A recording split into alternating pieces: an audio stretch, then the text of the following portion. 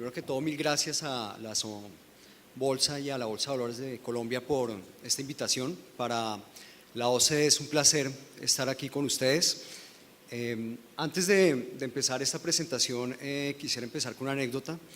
En el momento en que en la OCDE recibimos esta invitación de hablar sobre crecimiento económico y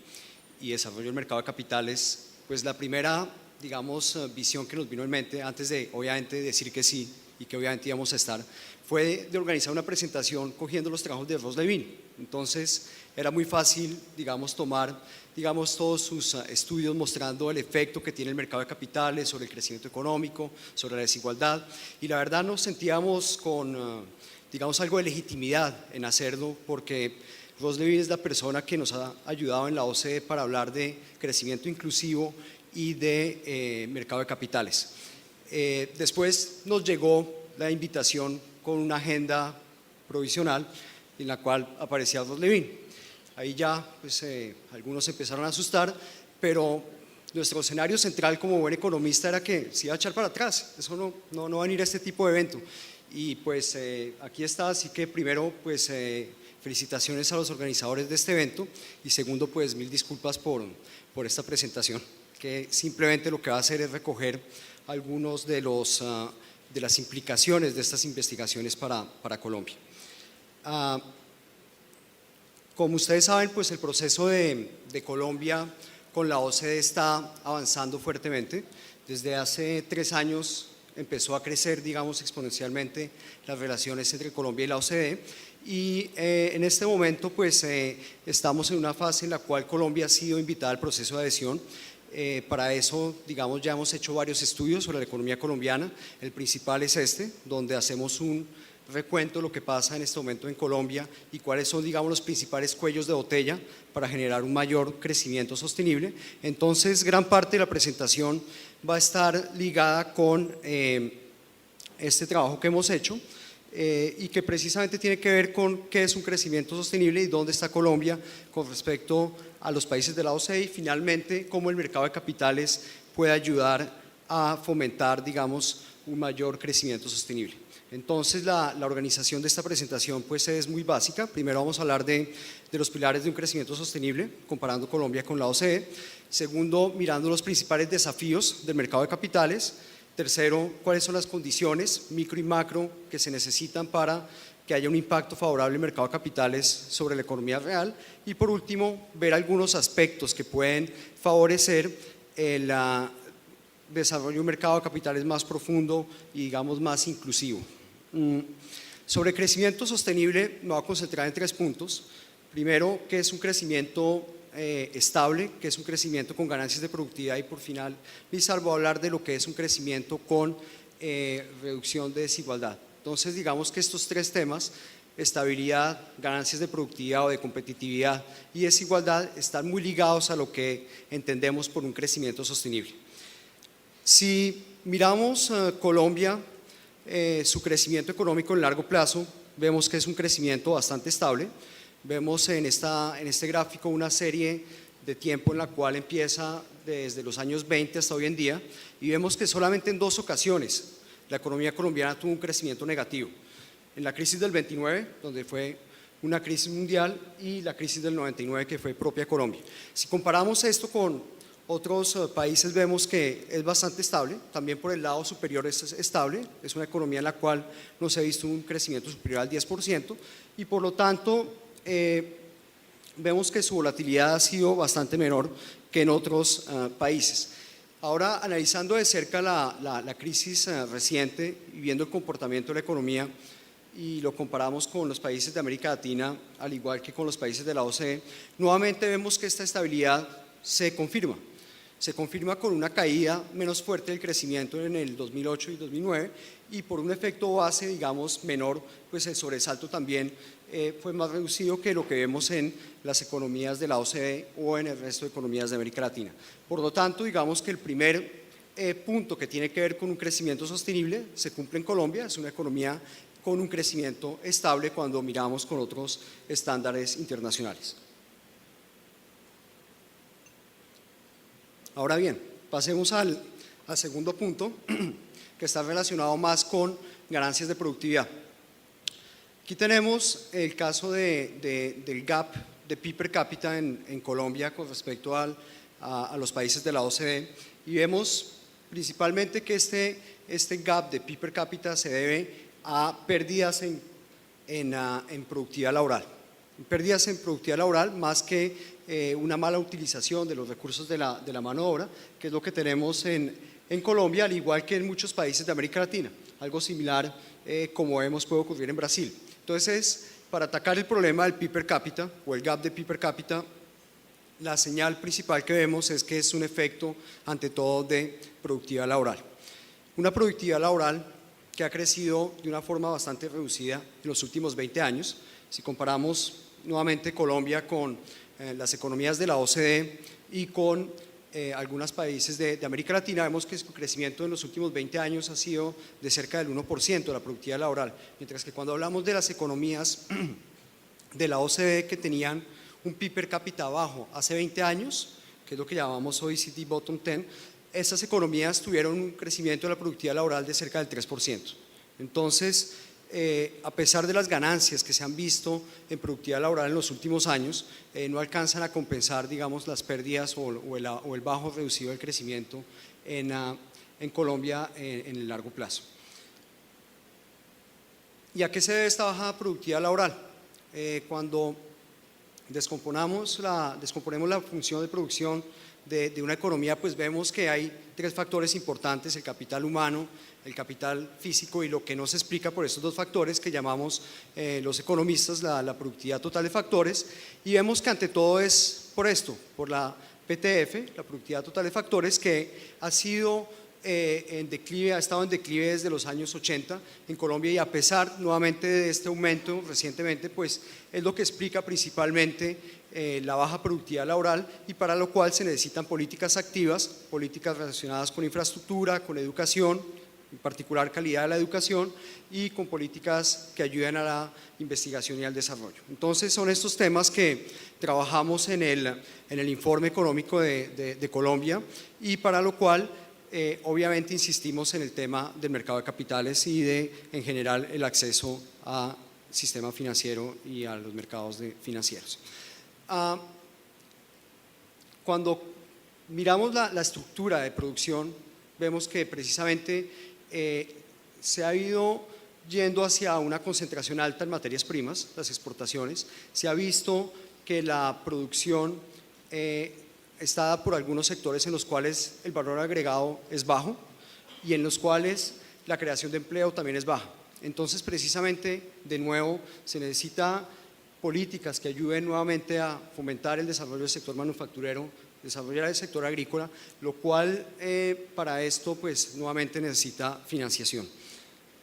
El tercer punto que hablábamos de crecimiento sostenible pues tiene que ver con el crecimiento inclusivo, y nuevamente, al igual que en el tema de ganancias de productividad, pues la tarea es ardua cuando vemos y metemos a Colombia ya como miembro de la OCDE, como va a figurar próximamente, y esperemos que no figure en este lado derecho o el lado izquierdo del gráfico, donde está precisamente el Gini más alto. El Gini más alto, a pesar de las ganancias que ha ocurrido en los últimos años, sigue teniendo un Gini alto. Y también cuando miramos los ingresos que tiene el top 1% de la población más rica, que acaparan el 20% de los ingresos, lo cual es bastante alto con respecto a las economías de la OCDE. Cuando hablamos de las economías de la OCDE estamos hablando en torno a un 10%. Entonces, nuevamente, el tema de crecimiento inclusivo es fundamental cuando hablamos del proceso de adhesión de Colombia a la OCDE.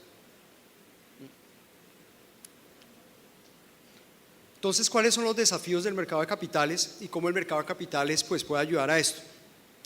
No voy a repetir varias cosas que ya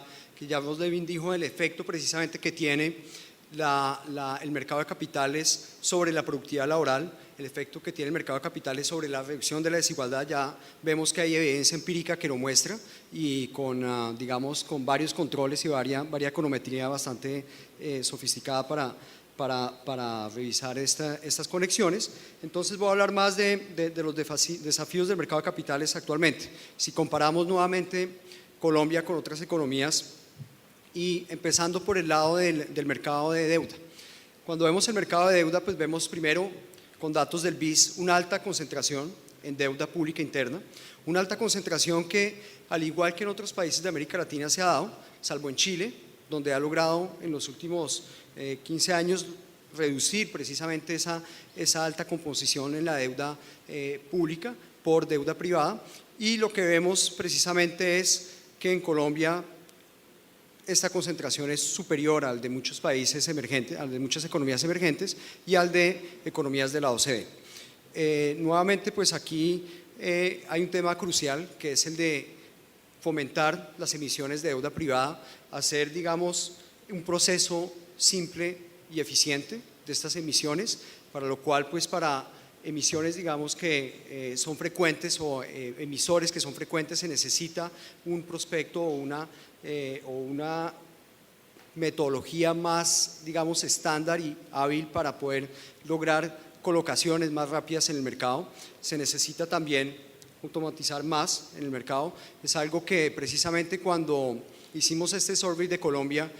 nosotros, digamos, vamos de entrevistas por diferentes partes, y cuando le hicimos la entrevista al doctor Juan Pablo Córdoba, teníamos un checklist, cómo era el proceso en Colombia y comparándolo con la OCDE, y veíamos que había algunos cuellos de botella, como por ejemplo, para los emisores que van a menudo al mercado,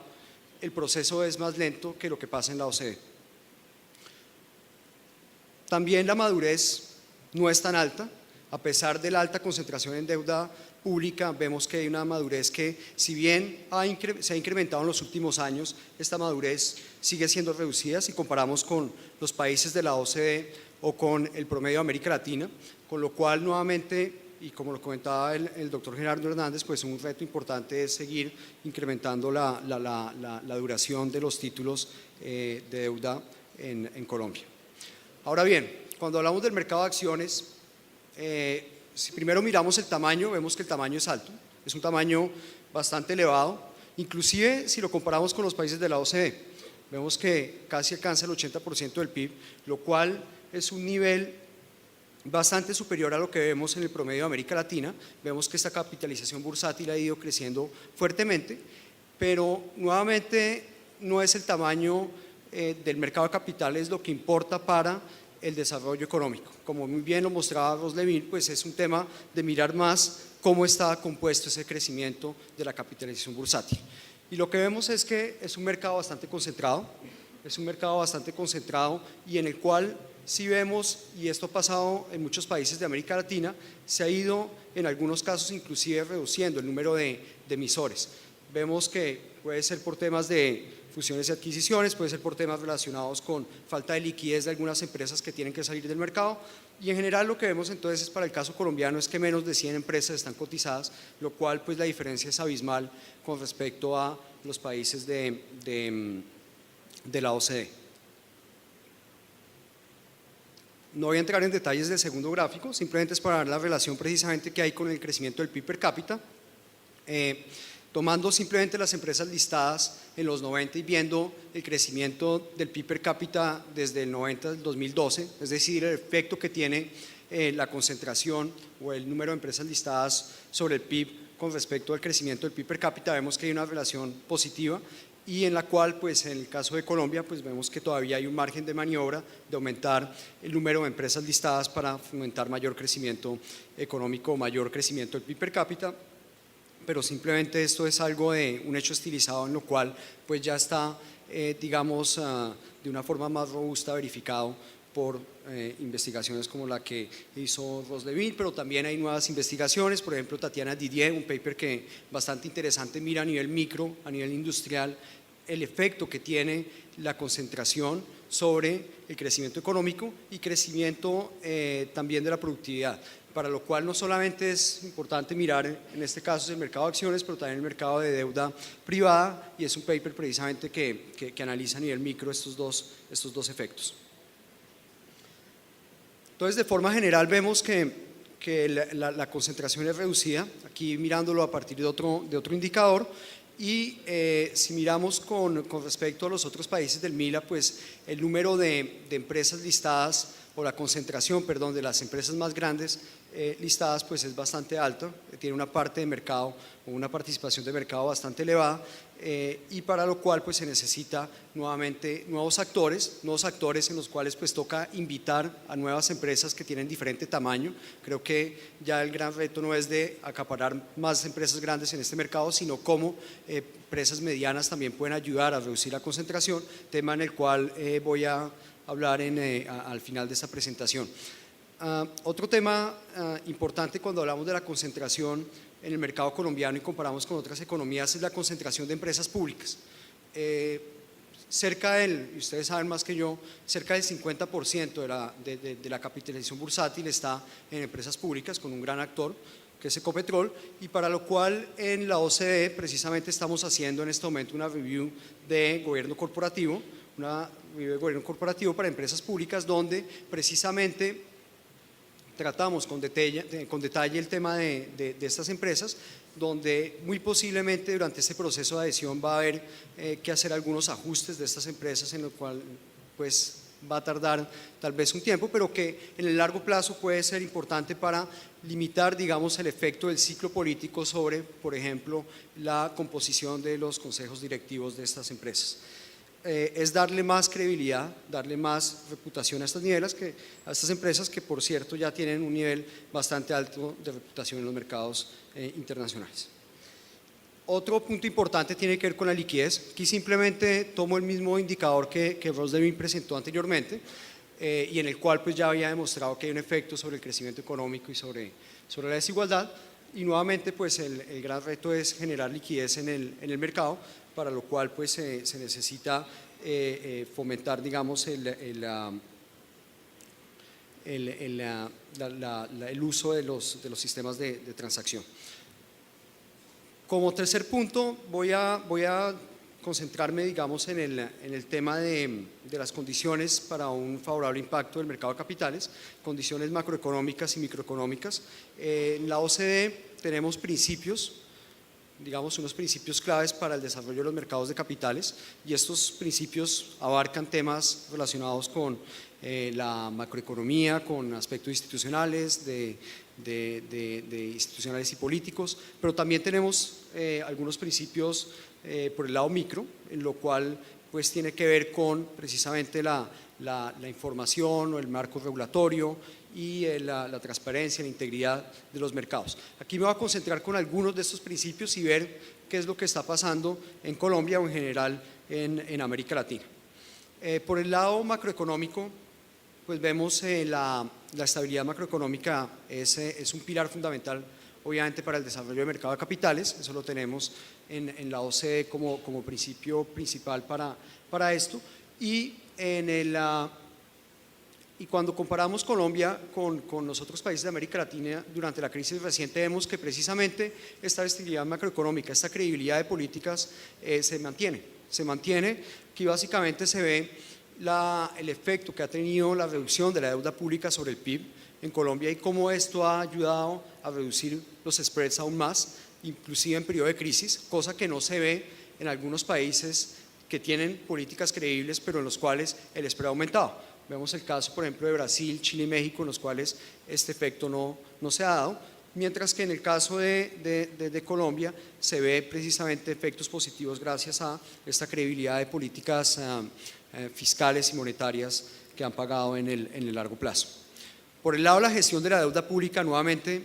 se ve una muy buena gestión en la cual la dependencia a una tasa variable o la dependencia a la tasa de cambio no lo es como si puede ser en el caso de Brasil, donde a pesar precisamente de la reducción de la composición de la deuda atada a la tasa variable, pues sigue siendo importante. En el caso colombiano se ve una alta concentración en tasa fija, y lo que hay indexado a la inflación pues también ayuda como señal de compromiso para reducir la inflación en un país. Entonces, nuevamente vemos que la gestión de la deuda pública es un factor importante. Insistimos mucho en ese tema de cómo tiene que ser el mecanismo de subastas, el mecanismo de emisión, un solo emisor, temas que precisamente aquí viendo a mis amigos dominicanos pues lo trabajamos bastante en República Dominicana, y en lo cual pues era un trabajo arduo de cómo conseguir que haya solo emisor en el mercado de deuda pública. Esto ha favorecido enormemente la percepción de los mercados. Si comparamos el Credit Default Swap de Colombia con respecto a los países de la OCDE, sale muy bien rankeado Colombia, sale con un spread muy inferior a lo que vemos en otras economías de la OCDE, como puede ser el caso de Irlanda, el caso de España, Italia, y obviamente pues, de Grecia ni hablar. Esto pues hace unos años podría ser completamente inimaginable de tener Colombia en ese nivel donde está por debajo del promedio de la OCDE. Está por debajo del promedio de la OCDE, ya cuando hablamos de la mediana pues la historia es algo diferente, pero es un spread por debajo de la OCDE el que tenemos hoy en día. Ahora salto a temas más micro, digamos de la microestructura del mercado, que son también principios claves que tenemos en la OCDE y que precisamente la crisis reciente nos hace pensar cada vez más que lo macro importa, pero mirar más de cerca lo micro es fundamental. A raíz, digamos, de la crisis reciente, pero también de lo ocurrido anteriormente en el mercado corporate, de lo ocurrido en el mercado de hipotecario en Estados Unidos, también lo ocurrido, por ejemplo, esta mañana Gerardo Hernández comentaba el tema de Polar en Chile, también eso está relacionado con el caso de la Polar en Chile. Vemos que hay fallas en la estructura de la información de los mercados. Y aquí me voy a concentrar simplemente a manera de ejemplo en el caso del mercado de deuda soberana emergente. Para algunos casos me voy a concentrar en el caso de América Latina para ver precisamente qué fallas de información pueden haber y para lo cual se necesita mayor transparencia, mayor integridad en cuanto a cómo hacerle seguimiento a estos flujos de información. Aquí tenemos el mercado de deuda soberana, como les comentaba, con tres actores: los gobiernos, que son los emisores de los bonos, los intermediarios o colocadores de los títulos en el mercado de bonos y los inversionistas. También tenemos otros agentes, que son las agencias de calificación, los organismos internacionales, la prensa y demás, que ayudan también en el proceso de información. El caso de las agencias de calificación lo hemos estudiado bastante en la OCDE con diálogo permanente con el BIS. Me voy a concentrar simplemente en el caso de las recomendaciones dadas por los bancos de inversión a los inversionistas. Y cuando miro estas recomendaciones, cuando miramos estas recomendaciones de los bancos de inversión, tomamos, digamos, una serie larga de tiempo, desde el 97 al 2008, miramos banco por banco lo que dice mes a mes en cuanto a comprar, vender o mantener los títulos de deuda pública. Aquí lo llamamos overweight, neutral y underweight, porque en realidad es sobreponderar o no ponderar con respecto a un índice.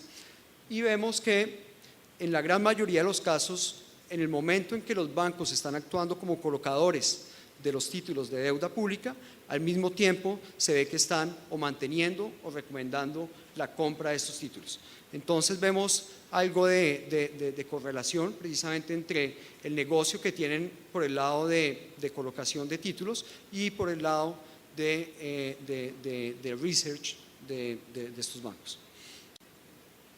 Después de controlar por variables financieras y macroeconómicas, tenemos digamos varias regresiones y controlamos por diferentes variables que pueden explicar, digamos, las recomendaciones de los bancos de inversión. Vemos que hay una probabilidad bastante alta en tener una recomendación favorable cuando el fee es alto, es decir, el underwriting fee que es pagado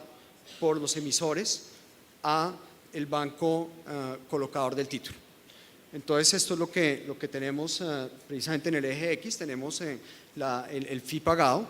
con respecto al monto colocado y en el eje Y tenemos la probabilidad de estas recomendaciones y tenemos que hay la probabilidad de sobreponderar en sus recomendaciones estos títulos, pues es mayor cuando el fee es superior.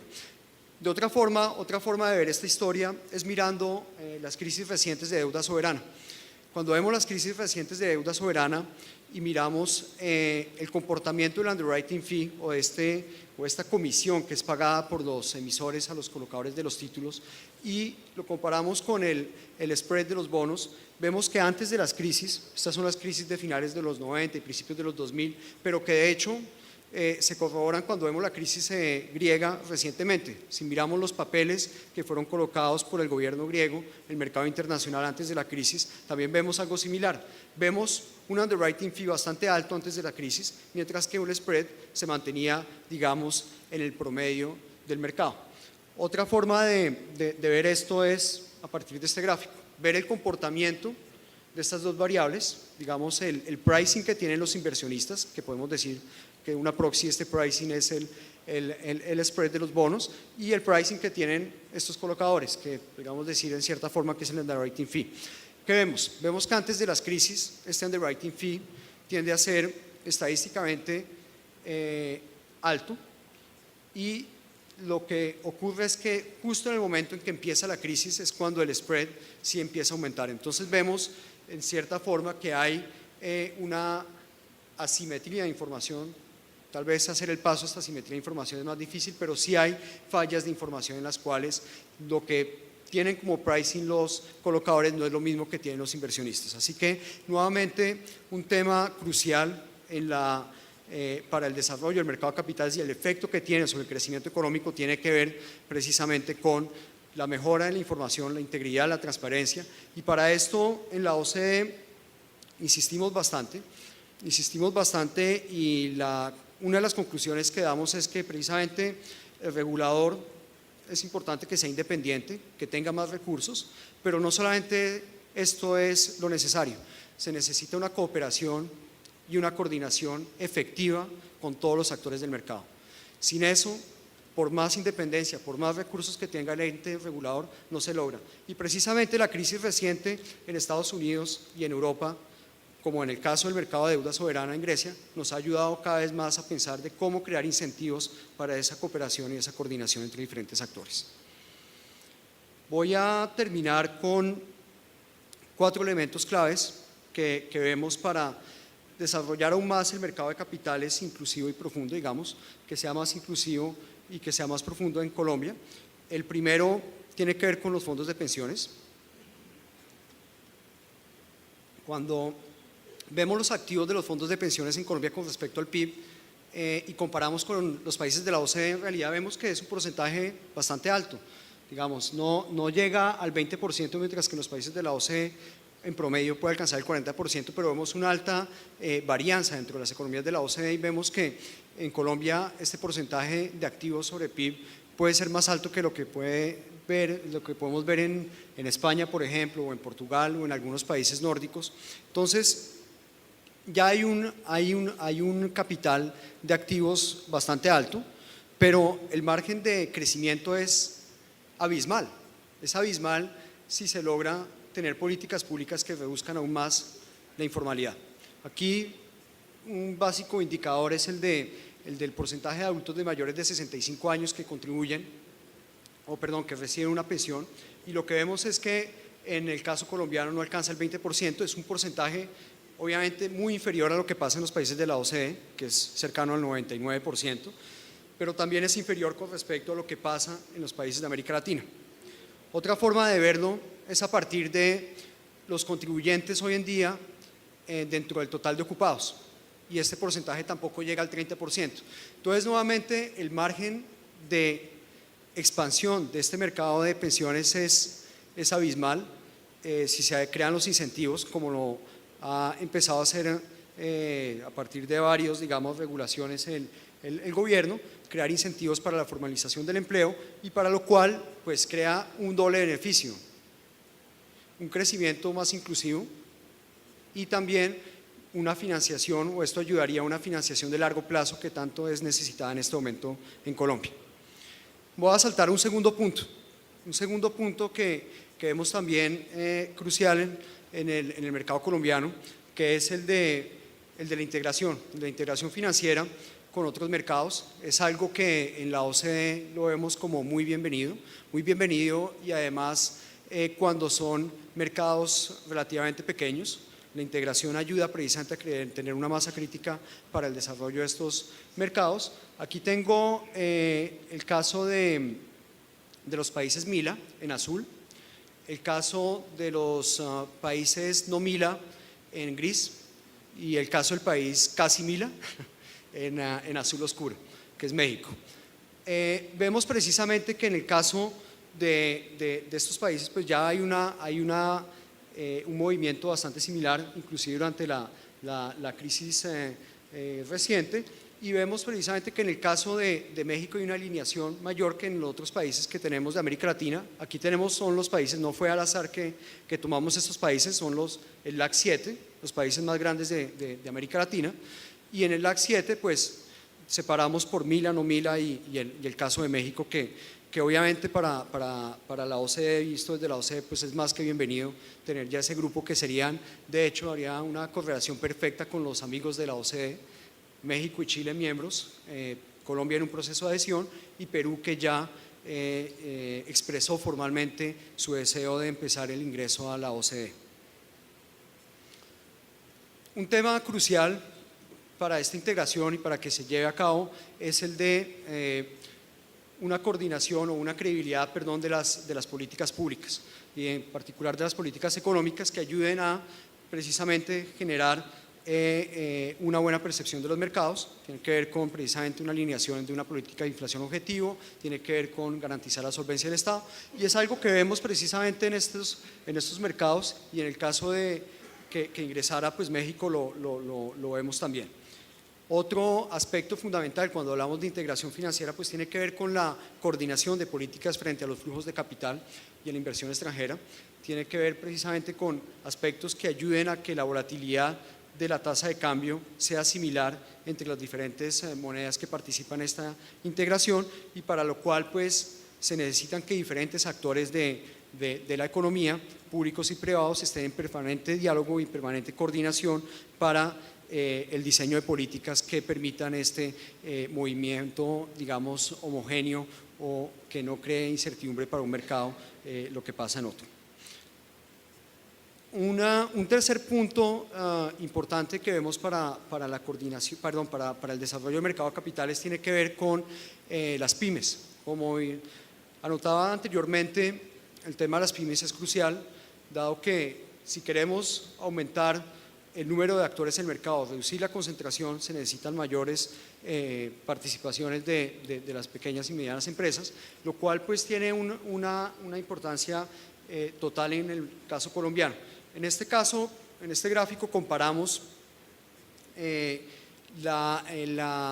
cómo ven las empresas el acceso al sistema financiero, que lo ven, si es una restricción, digamos, para hacer su negocio. Y vemos que para el caso de las pymes, y en particular aquí para el caso de las pequeñas empresas, es crucial en el caso colombiano. Es crucial en el caso colombiano, inclusive cuando comparamos con países de la OCDE. Y esto pues tiene efectos sobre la economía real. Cuando hablamos de las pymes, pues representan cerca del 85% del empleo,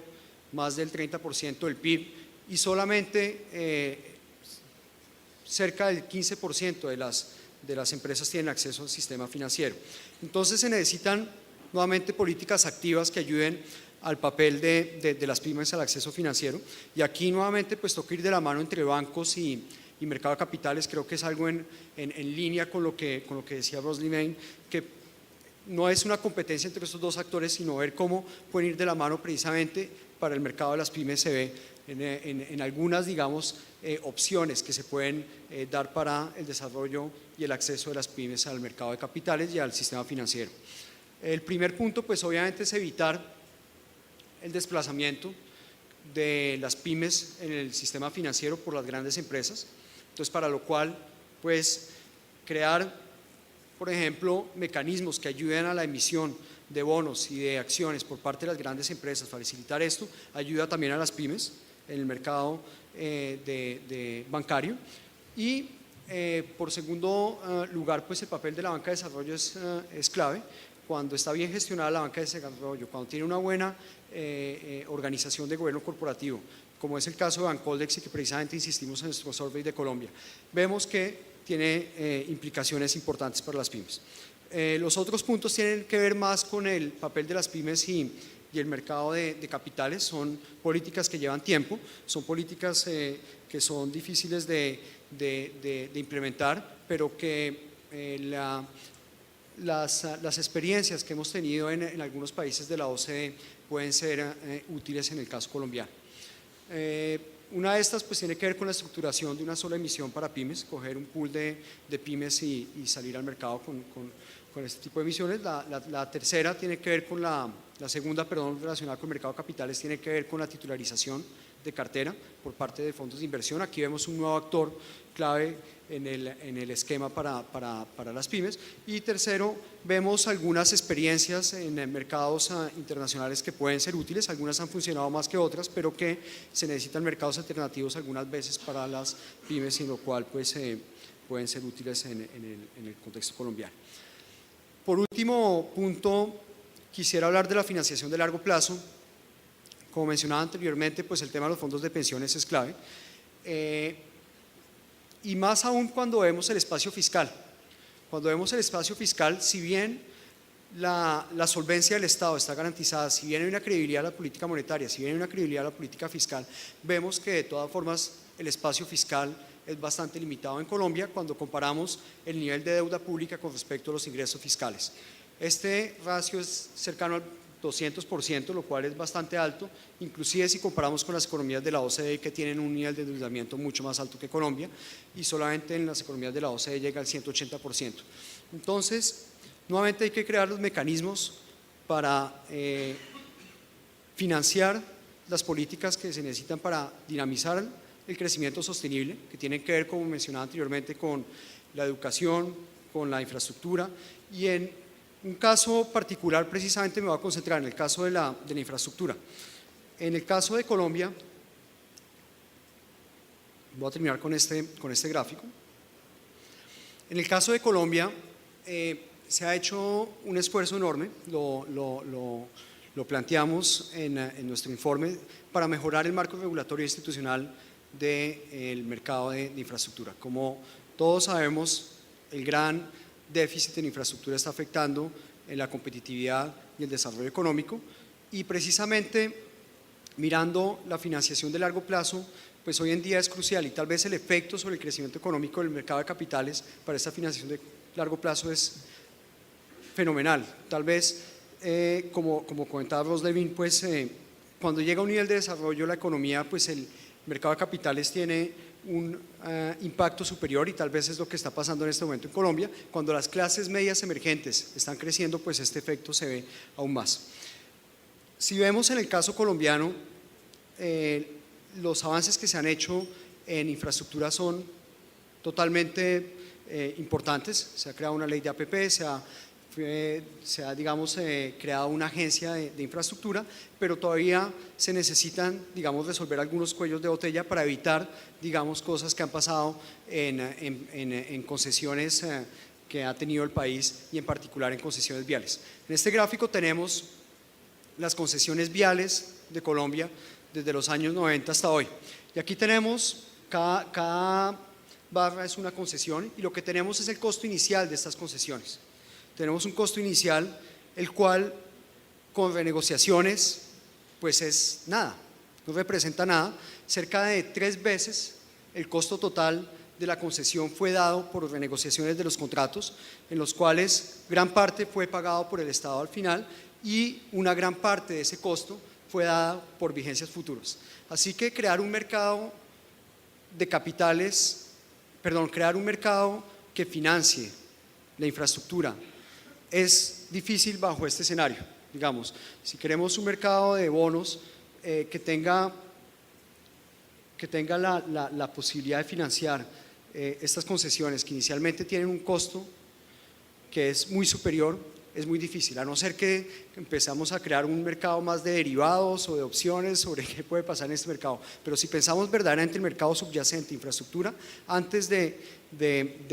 actuar, digamos, en marcos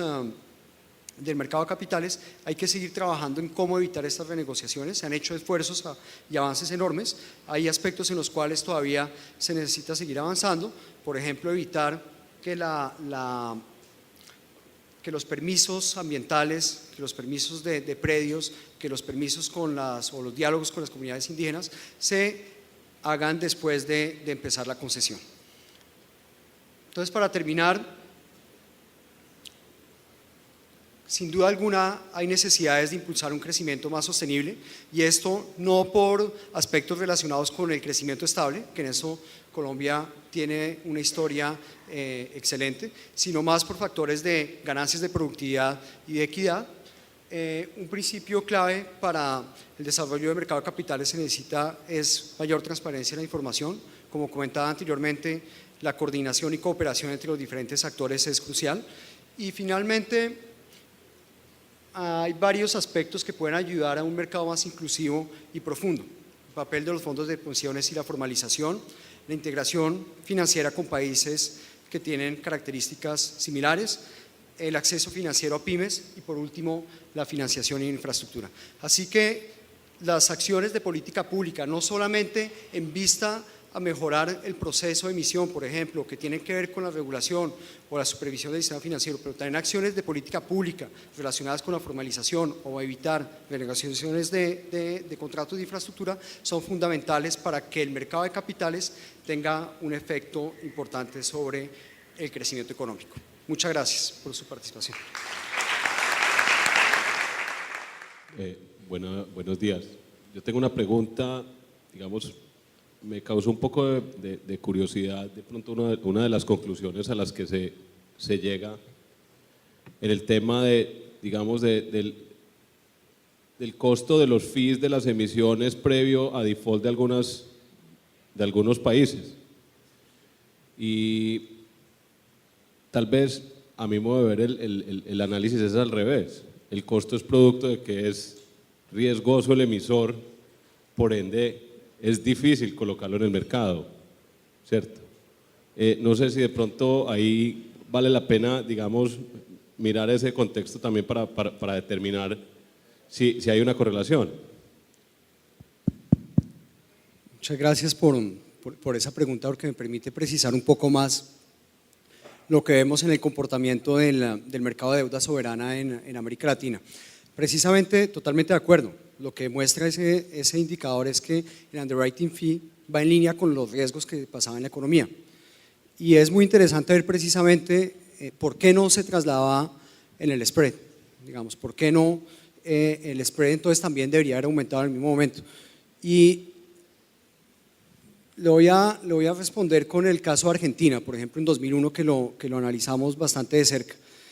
En el caso de Argentina, si usted mira, el underwriting fee antes de la crisis fue, como usted comenta, bastante elevado, pero también es interesante mirar ese underwriting fee con las recomendaciones que daban los bancos de inversión en ese momento sobre Argentina. Y justo antes de las crisis, y en particular de la crisis de deuda de Argentina, vemos que varios bancos de inversión eran bastante positivos del diálogo que tenían con el FMI en ese momento Argentina, y mantenían sus recomendaciones o a la compra o a mantener en los portafolios los activos argentinos, lo cual hace precisamente que las fallas no vienen, digamos, por un underwriting fee alto, porque precisamente, como usted lo comenta, pues están haciendo un pricing adecuado de riesgo, sino en la transmisión de información que hay en los mercados y la transparencia de la información. Aquí adelante otra pregunta.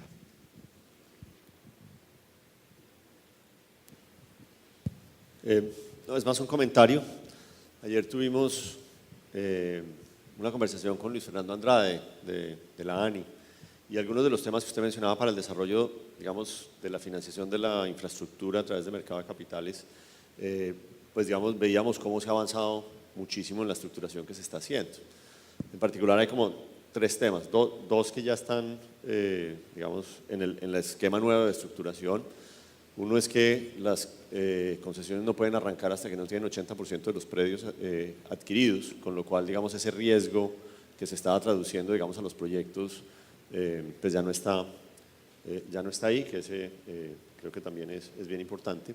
El otro es que el valor de la contratación pues ya se está haciendo por el contrato completo, y digamos que se empieza a remunerar es solamente cuando ya en efecto está en producción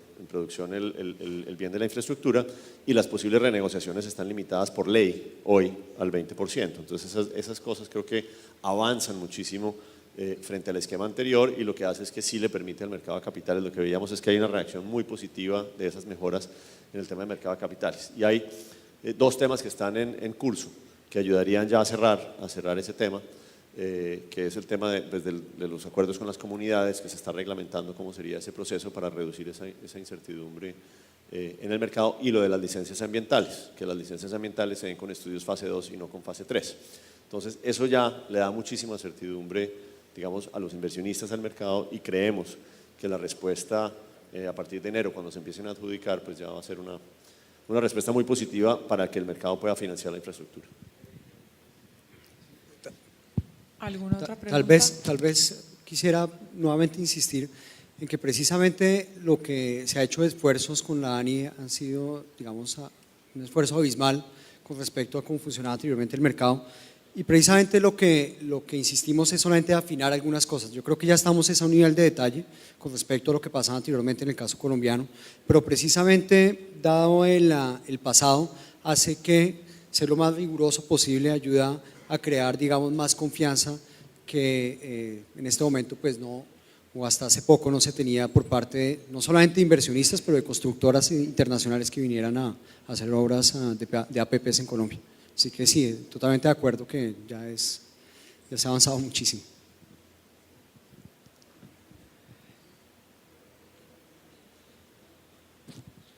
Buenas Otra tardes. pregunta. Nosotros vemos que las pymes tienen en común en los diferentes países una participación dentro del PIB o en la creación de números de empleos. Sin embargo, en Latinoamérica y en los países OCDE hay una diferencia en lo que significan las pymes o su definición en cuanto a número de empleados, sus activos y ventas en dólares. Mi pregunta sería la siguiente: ¿qué porcentaje recomienda usted para la inclusión de las pymes en los mercados de capitales, de estructuración de una sola emisión para las pymes o titularización de carteras de crédito para inversión en las pymes? Siendo, digamos, mirando la experiencia internacional, lo que se ve es que es más difícil hacer esta colocación o conseguir un pool de pymes para que vayan al mercado. Es bastante, digamos, difícil, primero de tener el tamaño adecuado, y segundo de convencer, digamos, inversionistas. Lo que se ve es más la titularización de créditos y sobre todo canales, digamos, alternativos que ayuden a esta titularización y fondos especializados en esto. Creo que es más la segunda opción, a través de fondos de inversión. También el papel de los private equity es fundamental. Sí. ¿Otra pregunta? Adelante. Perdón, en la misma línea de la pregunta anterior, dado el tamaño y la restricción en definitiva que tienen las pymes por cada compañía, cada empresa, pymes pequeñas, ¿no es más lógico que la banca comercial asuma ese rol versus el mercado de capitales abierto? Sí, como comentaba, digamos, exacto, la primera opción es esa, que el desplazamiento, digamos, que el efecto de crowding out que tienen las empresas grandes sobre el sistema financiero se evite, y darles, digamos, mayores opciones a las empresas grandes y mayores facilidades para que vayan al mercado de capitales. Sin duda alguna es el punto inicial, y en el cual pues hay ese fenómeno de crowding out, y la banca de desarrollo, si se gestiona bien, como en el caso de Colombia o en el caso de Chile también, pues es beneficioso.